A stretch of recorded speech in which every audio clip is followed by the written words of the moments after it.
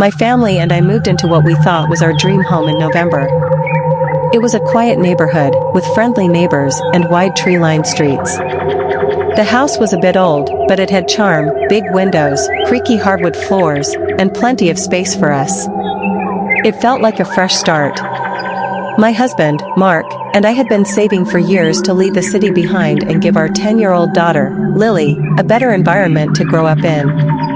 On moving day, we were all exhausted but excited. Still, there was something about the house that made me uneasy. I couldn't put my finger on it. The first night, Lily woke us up around 2 a.m. She said she heard whispering in her room. I thought she was just adjusting to the new place, maybe having a bad dream, but she insisted. They weren't normal whispers, Mom, she said. They were, inside my room. I brushed it off, told her it was probably the wind. But then she pointed at her closet door. There were long scratches on it, as if someone had clawed at the wood. We hadn't noticed them before. I told myself they must have been there already, but it stuck with me. Something felt wrong. The next morning, I went over to introduce myself to the woman next door, Mrs. Connors. She seemed kind, but the moment I mentioned we'd moved into the old house on the corner, her smile faded.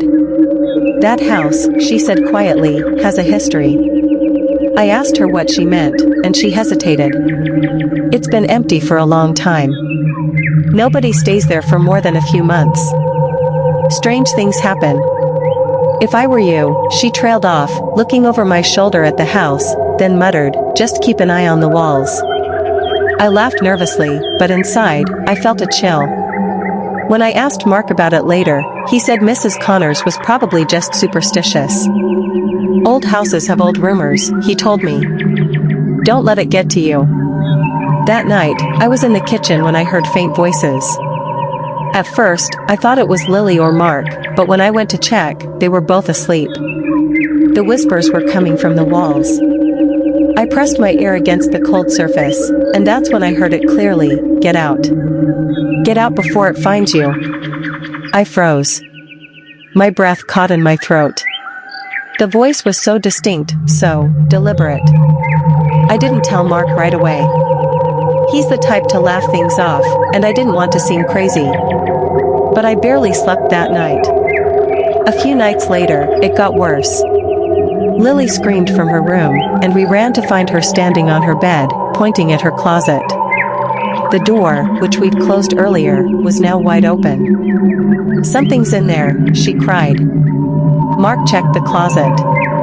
There was nothing inside, but the air felt colder than the rest of the room. I noticed more scratches on the door, fresh ones. That was the night we started hearing footsteps in the hallway, even when no one was there. The whispers grew louder too. They weren't just faint murmurs anymore. They were clear, angry, and coming from all around us. The next day, I went to the library to look up the house. What I found left me shaking. Back in the 1950s, a family had disappeared from the house without a trace. Before they vanished, the father had reported hearing voices in the walls. People in the neighborhood claimed the house was cursed, but no one could ever explain what happened to the family. When I told Mark, he finally took me seriously. That night, we decided to sleep together in the living room, thinking we'd be safer. Around midnight, the whispers started again. But this time, they were deafening. They seemed to come from everywhere at once, deep, guttural voices, overlapping cries, and something that sounded like growling. Then, the lights flickered, and the temperature dropped. Mark grabbed a flashlight, and as he shined it toward the hallway, we saw it. At the end of the hall was a shadowy figure. It wasn't human. It was tall, with glowing eyes, and its shape shifted like smoke. The whispers stopped. In their place came a single, booming voice, "You were warned." That was it. We grabbed Lily, left the house, and didn't look back. This is the end of the story. Kindly like, comment, and subscribe for more scary stories.